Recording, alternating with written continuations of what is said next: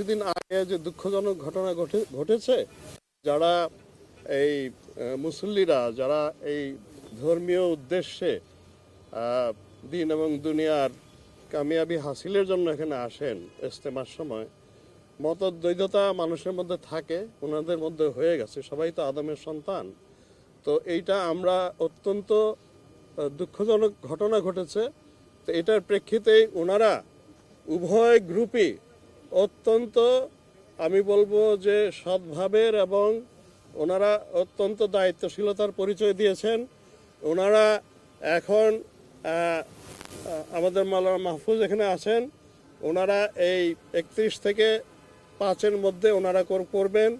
আর বাকি যে অংশ ওনারা 14 থেকে 16 পর্যন্ত করবেন।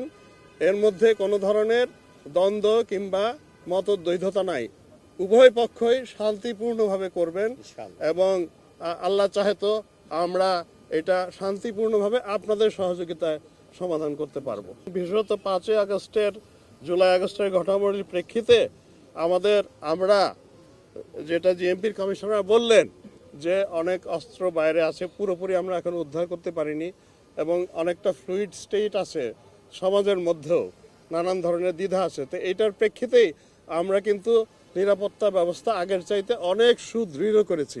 আপনারা দেখবেন আমাদের এই যে প্রিন্টেড বুক, এই বুকটা কিন্তু নট ফর জেনারেল ইউজ। এটা কাদের জন্য? This is for internal use. আমার প্রত্যেকটা ফিল্ড কমান্ডার যারা পুলিশের, তাদের হাতে থাকবে, সো দ্যাট তারা যেন বুঝতে পারেন যে পুরো ব্যবস্থাটা কি এবং তার অংশটা, তার ভূমিকাটা কি। অন্যান্য সময় আমরা কি করতাম, শুরুতে একটা ব্রিফিং দিয়ে দিতাম সবাইকে, সবাই যার যার ব্রিফিং শুনে যার যার জায়গায় চলে যেতেন। এবার কিন্তু ব্রিফিং দিয়ে আমরা শেষ করিনি, আমরা আবার এই যে একটা প্রিন্টেড বুকও তাদের হাতে দিয়ে দিচ্ছি, সো দ্যাট তারা নিজেদের অংশটা বুঝেন, আবার পুরো দি হোল পিকচার, একটা হোলিস্টিক ধারণা যেন প্রত্যেকের মাথায় থাকে। এতে আমার মনে হয় in case of any sort of untoward incident, আমাদের পুরো নিরাপত্তা ব্যবস্থাটা will act in one body, সবাই একই সাথে রিয়্যাক্ট করতে পারবে।